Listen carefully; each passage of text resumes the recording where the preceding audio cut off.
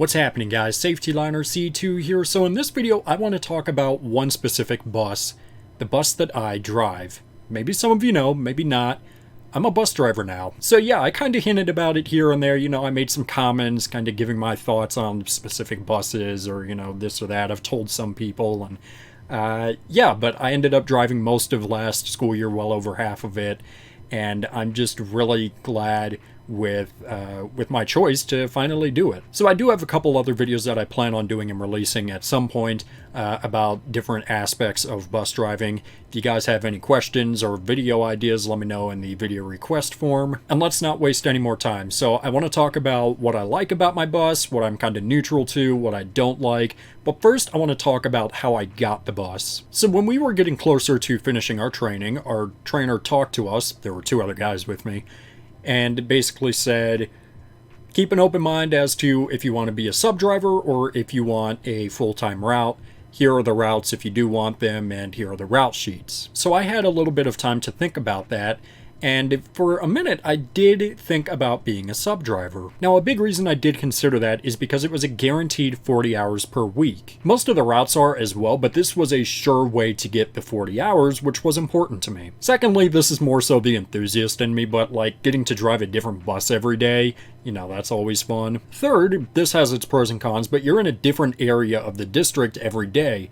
So sure, I'm getting to really kind of learn, you know, neighborhoods and stuff like that, but then I might just be thrown in a place that I am not familiar with at all, and that kind of made me uncomfortable and really turned me away from that. So being in a different place every day, not knowing what schools you're going to do, I could see why some people enjoy that, but that's just not for me. I work a lot better under consistency, and that was the main reason I decided to go for a route. Like I said, there were 3 of us training and 3 routes open, with all of us wanting to be route drivers. So we kind of talked about, you know, who was going to take what route. One guy decided that he was going to take this route because he had been driving trucks before and it was a very, very long route, so he was comfortable with that. Another route was closer to where one of the other guys lived, so he wanted to take that route. And that left the other route for me. It was in an area that I was kind of familiar with, but I wasn't completely thrilled with that route. Now, the reason I wasn't exactly thrilled for it is that you were putting a lot of miles on the bus every day. It wasn't as long as this other route, but it was a lot of back road driving, and it was one of the earliest routes to leave in the morning. You know, I would have been fine on it, but I just wasn't, you know, really happy about it. But I'm at the bottom of the totem pole, so who am I to complain, and I'll happily take this route. So all of our buses are tied to routes, and for reference, we have a very enthusiast-friendly lot. This was maybe a tiny bit why I ended up deciding to work there, but we have CEs, REs, HDXs, C2s, Visions, and T3 REs. That's a good variety right there. So all of the buses are tied to routes, and a couple days before I got my CDL, the trainer basically said, okay, that's going to be your bus. That's the bus that is tied to this route. And he told me the bus number, and that was one of the few that I actually didn't know. And it was in that moment that I decided I didn't want to figure out what it was. I didn't want to open up the roster. I didn't want to go up and down the lot and see what it was. I just wanted to be surprised by it. However, based off of the number, I knew that it eliminated the CEs and REs, which left me with either driving a Bluebird or a Thomas. And I thought about this for a little bit, thinking, what did they put me in? Like, I have no idea what this bus is. And I remember one day we were driving, we pulled up to a stoplight, and here comes a bus going the opposite direction, and it goes into the turn lane. We start going, and then my trainer looks, and he goes, oh, hey, there's your bus right there. And I kind of just do a, that's my bus? And just keep on going. I promise I'm going to tell you what the bus is here in a second. There's a little bit more to the story. But it just really surprised me that I was going to be driving that bus. So the day of my CDL test comes, I take my test, I pass, and then I go down to the DMV, I get my license, and the problem was that the state had not gotten my school bus driver certificate back to the district that afternoon or into the next day, so I just kind of had to sit around on the bus and not do anything. So when I got back to the yard, you know, I have my paper CDL in hand and I show it off to the trainer, and I'm thanking him, and then he kind of looks at me and he says, I have good news and I have bad news. And I'm just like, yeah, great. I haven't even started and we've gotten this. I said, okay, hit me with the bad news. What is it? And he said, well, unfortunately, someone else bid on your route and took it, which, that's to be expected. That's okay. It's not the end of the world. But I was a little bit surprised because it had been up for a couple weeks. No one had written their name on it until when I was taking my CDL test, apparently, and decided that they wanted it. And then he said, the good news is you're going to like this route a lot better. This one is officially yours. And he handed me the paperwork, and I started flipping through it, and I'm like, yeah, this one is a lot better. I definitely like this route a lot better. So I think I got my license on a Wednesday. So Wednesday afternoon, all I could do was just sit on the bus and, just kind of wait. But on Thursday morning, they said, you're going to go with the current driver of the route that is officially yours because this is the person that ended up taking the other route. So again, buses are tied to routes. So they said, meet this person out here in this bus at this time, and they're going to take you and do the morning run. So I go out, I get on the bus, and it is a 2021 gas-powered CE, and man, that's a nice bus. The previous drivers of this bus had clearly taken very good care of it. It still looked like it was brand new despite being a couple years old. That was my first time riding any sort of gas-powered bus, and I was surprised with how well it handled, how smooth it was, how quiet the engine was. But basically I just sat there and I took notes of, this is a stop, it's right near this or that or, whatever. Basically just anything I thought might be useful just for my reference for when I started the next week. While we were on the morning route, I ended up getting my school bus driver certificate, meaning that I could start driving that afternoon. So that afternoon and for the next day, I ended up doing the route that I was originally supposed to do. I think they put me in a 2012 CE with a 7 in it. So I was set to take up that route the following week. And at some point, my trainer came back to me and said, hey, I need to talk to you about your bus. So I said, okay, what do we got? And he basically told me that the other driver who was switching did not want to give up their bus, that 2021 gas-powered CE, and I can't say that I blame him. It was a nice bus. So he told me that my bus was going to be the original bus that had been pointed out to me, and they were basically going to flip-flop and trade the buses tied to those routes. So Monday comes around, I clock in, check with the dispatcher, hey, I just want to make sure I'm starting my route today on this bus. I get the thumbs up. I take all the keys and everything that I need. I walk on down, open up the doors, and start up my 2018 Bluebird Vision. I think this is going to be one of the weirdest things I've ever said on my channel. I've said this multiple times, though, to a lot of people. I love my Vision. Now, the enthusiast in me was absolutely thrilled about this for a couple different reasons. First off being, this was going to be my first real experience with a Vision. I think I had been on one before, but it was like a first-gen Vision, and, this is clearly not. And Sci-Fair had Visions, but they had started getting them shortly before I graduated.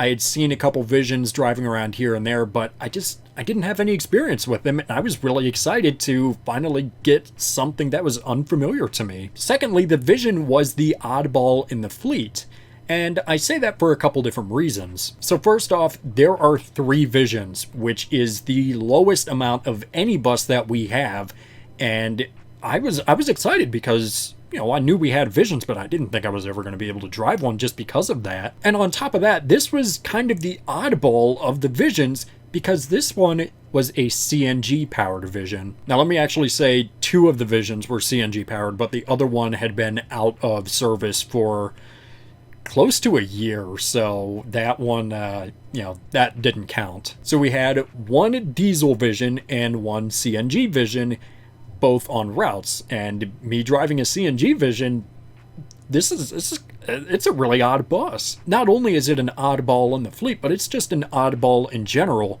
because Bluebird didn't really advertise CNG Visions.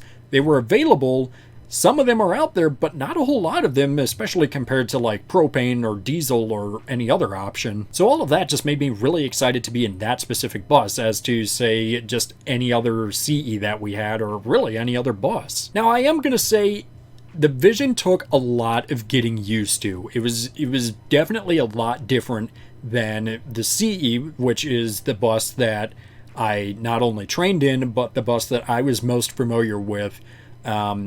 like in person, I guess, because I rode CEs growing up, and you know, CEs are just everywhere, so I was just really familiar with CEs. So starting with the pros and cons, one of the very first things I noticed was just how angled up that dash was, and that's something I still don't really like about it, but I've gotten a little bit more used to it. Now, the Vision dash is just so highly angled, you kind of have to look down at it as compared to CEs where it's just kind of like there. The awkward angle also carries over to the shifter and the parking brake, especially the parking brake, because you have to pull that up and not really out. Kind of on the same page is the steering wheel.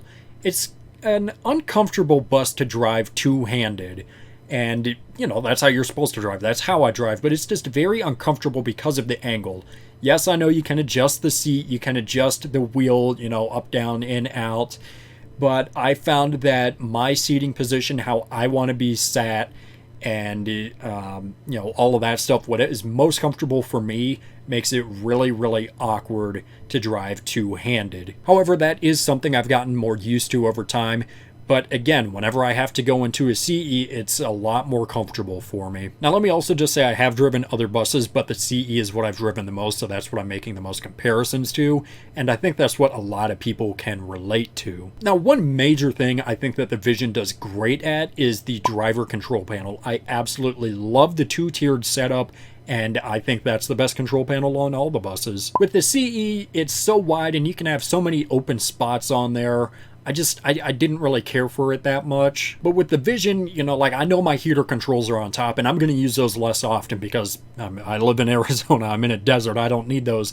So those are out of the way like 90% of the time. On that same note, I'm kind of neutral to the driver's storage box, and I hope that that's something that they change on future Visions. I'm not sure if they have on current ones or not. The thing with the storage box is that it also doubles as an armrest, and you know, when I'm trying to like turn on the warning lights or something, I have something to rest my arm on instead of just kind of like awkwardly, you know, fiddling around with it or whatever. I have that dedicated place to sit it, and I can just, you know, keep it there for a quick second or two just to turn on the lights. It's more comfortable for me. Another thing I'm kind of neutral to is the right side of the driver, where it kind of like angles out a little bit, but not so much as like a second or third gen CE. But I have a couple controls over there, like my door controls are over there and the AC. Sometimes they're a little bit harder to reach, but I think especially with the door, you do want to have to reach a little bit further just so that you're not accidentally hitting it. I really like how it's open on that side. I don't necessarily feel confined in a CE, but it's just with that angled out control panel on the driver's right side, it's just, you know, it's just a little bit, I don't know, you just kind of have to sit in there and it just feels more open to me. One thing I do like, going back to the control panel, is the separate master and manual switches for the warning lights. And yes, I know that you can order that on other buses, but not all of ours do. The Thomases have the 3-position switch, the CEs have the door control handles, and the Bluebirds have the master and manual, and I really like that. With the CE, sometimes I'll like hit the button on the wheel a couple times before they finally go off, or I'm in the middle of a turn and then I have to turn the warning lights on. I don't have to worry about that in my Vision. Just push a button. I know where it is at all times. It's not, you know, upside down on this side or that, you know, where it's right here. It's not going anywhere. Now, another thing, kind of the enthusiast in me likes, is that a Bluebird kind of feels like a bus to me. One of my favorite buses I rode growing up was a Bluebird, and I think that kind of brings me back because it's the same basic design as it was. You know, that bus was 34 years old at this point. It was in 1990, and the 2018 bus still has pretty much the same design. But I don't know how to describe it. It just feels like a bus to me. Not that the CEs and C2s don't, but I think it just feels more like a bus that I rode growing up. Now, let's talk about the biggest pro and the biggest con of my bus. It is a CNG, and the fuel mileage is absolutely terrible on that bus. Anytime I pick up an extra route or a field trip or something, I'm always worried, am I gonna have enough fuel? Because I never know. Kind of branching off of that, we don't have CNG fueling stations in our yard. We have to go elsewhere in order to fuel up every single day.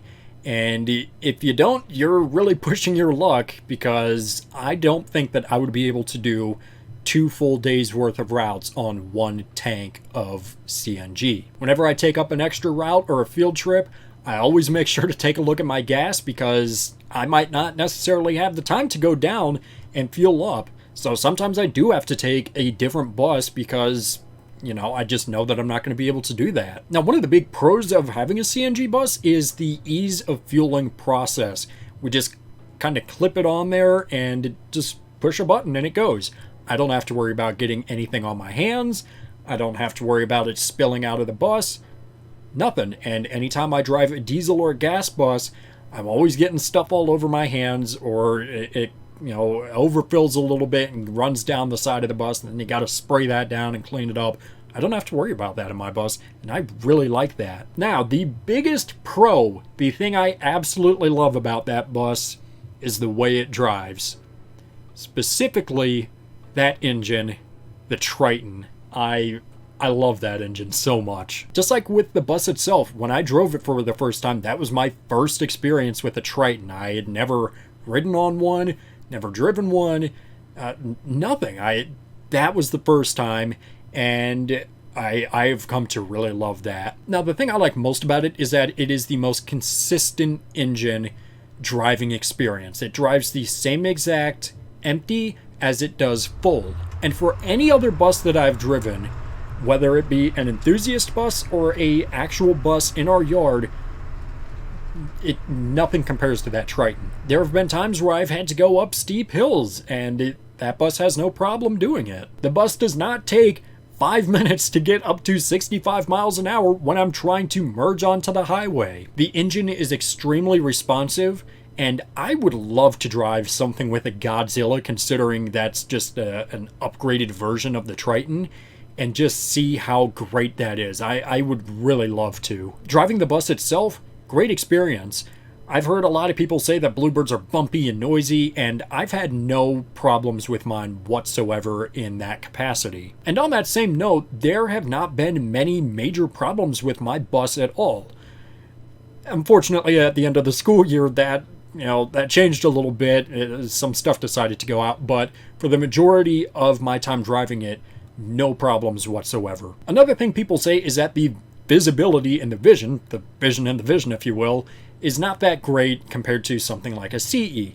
And while I can see their point, I think that the Vision does have fairly good visibility in it. Because the hood is so angled down compared to other buses, I'm able to see more of the ground in front of me. And again, branching off, but I think the hood of the Vision is much easier to open than any other bus, just because, again, it's so low. It's right here, and like with a CE, I have to reach up a little bit in order to open the hood, and with the Vision, I don't. It's just easier. Back to the visibility. Okay, maybe Bluebird could put a little more glass in there, make it a little more open like the CE, but I am extremely comfortable with the amount of visibility that I have. I am able to see everything and anything that I need to without any major blind spots and without having to, kind of look around. Well, I guess that's kind of blind spots, but still, you get the point. I am very comfortable with the amount of visibility that I have. One thing I do wish Bluebird will do, or bring back rather, is the little safety view window. That's kind of the only major blind spot, and I can see through my cross views right there where I need to, but with the C2, you get the panel right there. With the CE, you get the doors being so big, but with the Vision, you just don't have that spot right there. And that is one thing that I would like. All right, I think this is the last point I'm going to bring up, but another thing I do like is the light check feature on the Vision. I think that it's implemented much better. You can see the warning lights actually go back and forth instead of like an individual one at a time on the CE, or both of them being on at the same time on the C2. And then like going around to the back with the taillights, everything flashes all at once. You don't have to sit there and wait for the turn signals and then the brake lights and then the reverse lights. All of that just comes on and off at once, and I think that's just a much better way of implementing that. So I think that wraps it up. Like I said, it's very weird for me to say, Safety Liner C2, to say I love my Vision. It was very weird the first day Safety Liner C2 got put in a Bluebird Vision. That was not what I was expecting, but I have really come around to liking Visions. As a driver, I am an enthusiast first and a driver second. C2s are still my favorite bus, but I really like my Vision. I love my Vision a lot. Now, I do plan on making another video at a later point talking about some pros and cons of the other buses that I've driven. That'll just come out at a later point. But anyways, I think I'll wrap it up here. If you guys have any specific topics you want me to talk about, let me know in the video request form, where you can also put stuff for lots of lots, bus stuff for sale, the picture videos, or just any video in general. Let me know. It's in the description of any one of my videos. And with that, that's going to do it for this video, guys. Thank you so much for watching. I always do appreciate it. Make sure you subscribe right down here. It's a magical white button that says you are now subscribed to Safetyliner C2. Make sure you comment up here, down here, over here, or over here. I don't know where they put it, down care where they put it. Make sure you also give this video a thumbs up, or I'm going to change my username from Safetyliner C2 to something to do with visions. I don't know. And make sure you also share this video with a friend. Show it to your mom, show it to your dad, show it to a guy on a random street. I don't care. Don't let anything happen to you. So yeah, guys, that's going to do it for this video. Thanks for watching.